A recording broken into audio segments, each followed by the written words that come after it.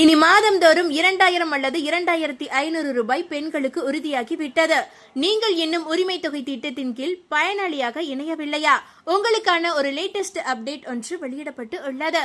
அதாவது தமிழ்நாடு சட்டப்பேரவை தேர்தலுக்கு பிறகு கலைஞர் மகளிர் உரிமை தொகை திட்டத்தில் புதிய பயனாளிகள் சேர்க்கப்பட அதிக வாய்ப்புகள் உள்ளது. இதற்காக அறிவிப்பு மே இறுதி அல்லது ஜூன் மாத தொடக்கத்தில் வெளியாக அதிக வாய்ப்புகள் உள்ளன.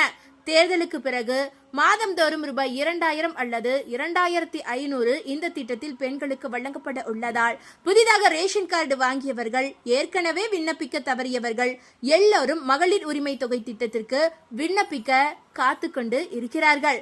அதனால் புதிதாக கலைஞர் மகளிர் உரிமை தொகை திட்டத்திற்கு விண்ணப்பிக்க என்னென்ன ஆவணங்கள் தேவை என்பதை கட்டாயம் நீங்கள் அனைவரும் தெரிந்து வைத்துக் கொள்ள வேண்டும்.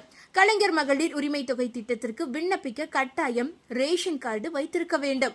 அந்த ரேஷன் கார்டில் 21 வயது நிரம்பிய பெண்கள் இருந்தாலே அதை வைத்து இந்த திட்டத்திற்கு அவர்கள் விண்ணப்பிக்கலாம். மேலும் விண்ணப்பதாரரின் அடையாளத்தை உறுதிப்படுத்த ஆதார் அட்டை கட்டாயமாக்கப்பட்டு உள்ளது. ஆதார் அட்டையில் உள்ள விவரங்கள் தற்போதைய தகவலுடன் ஒத்துப்போவதை உறுதி செய்வது மிகவும் அவசியம். அதாவது நீங்களே உங்களுடைய ரேஷன் கார்டு மற்றும் ஆதார் கார்டு விவரங்கள் அனைத்துமே ஒத்துப்போகிறதா என்பதை ஒன்றிற்கு 2 முறை உறுதி செய்து கொள்ளுங்கள். கலைஞர் மகளிர் உரிமை தொகை நேரடியாக உங்களுடைய வங்கி கணக்கில் வரவு வைக்கப்படுவதால் வங்கி பாஸ்புக் நகல் அவசியமாக இருக்கிறது. வங்கி கணக்கு ஆதாருடன் இணைக்கப்பட்டிருப்பதும் மிகவும் அவசியம். குடும்பத்தின் ஆண்டு வருமானம் 2.5 லட்சத்திற்கு கீழ் இருப்பதை உறுதி செய்ய வருமான சான்று தேவைப்படலாம். அரசு விதிப்படி, அதாவது அரசுடைய விதிகளின்படி பொருளாதாரத்தில் பின்தங்கிய மகளிருக்கே இந்த திட்டத்தில் முன்னுரிமை அளிக்கப்படுகிறது. வீட்டு உபயோக மின் நுகர்வு ஆண்டுக்கு 3600 யூனிட்டிற்கும் குறைவாக இருக்க வேண்டும் என்பது விதியாகும்.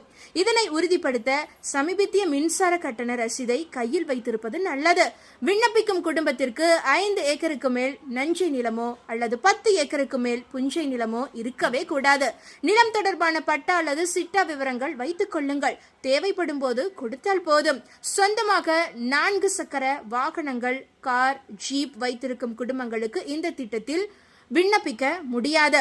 அதே போல ஆண்டுக்கு 2.5 லட்சத்திற்கு மேல் வருமானம் ஈட்டும் நபர்களும் விண்ணப்பிக்கவே முடியாது. உரிமை தொகை தொடர்பான குறுஞ்செய்திகள் பெற உங்கள் ஆதாருடன் இணைக்கப்பட்ட மொபைல் எண் செயல்பாட்டில் இருக்க வேண்டும். அதாவது ஆதார் எண் உடன் இணைக்கப்பட்ட செல்போன் எண் மட்டும் கிடையாது. உங்களுடைய மொபைல் எண்ணானது உங்களுடைய ஆதாருடன், உங்களுடைய ரேஷன் அட்டையுடன், உங்களுடைய வங்கி பாஸ் புத்தகத்துடன், அதாவது வங்கி கணக்குடன் இணைக்கப்பட்டு இருந்தே ஆக வேண்டும். அப்போதுதான் இந்த திட்டத்தில் நீங்கள் ஒருவேளை தேர்ந்தெடுக்கப்பட்டீர்கள் என்றால் உடனே உங்களுடைய மொபைல் எண்ணுக்கு மெசேஜ் வந்துவிடும். அதே போல வங்கியில் அவர்கள் ஒருவேளை ₹1 அனுப்பி செக் செய்யும் போதும் உங்களுக்கு உங்களுடைய மொபைல் எண்ணில் மெசேஜ் வந்துவிடும். விண்ணப்ப நிலவரம் மற்றும் பணம் வந்த விவரம் இதன் மூலமே உங்களுக்கு தெரிய வரும். அதே போல மாற்றுத்திறனாளிகள் அல்லது விதவை ஓய்வூதியம் பெறாத தகுதியுள்ள பெண்கள் உரிய சான்றிதழுடன் விண்ணப்பம் செய்யலாம். தகுதியான அனைத்து பெண்களுக்கும் இந்த உரிமை தொகை சென்றடைவதை அரசு உறுதி செய்து வருகிறது.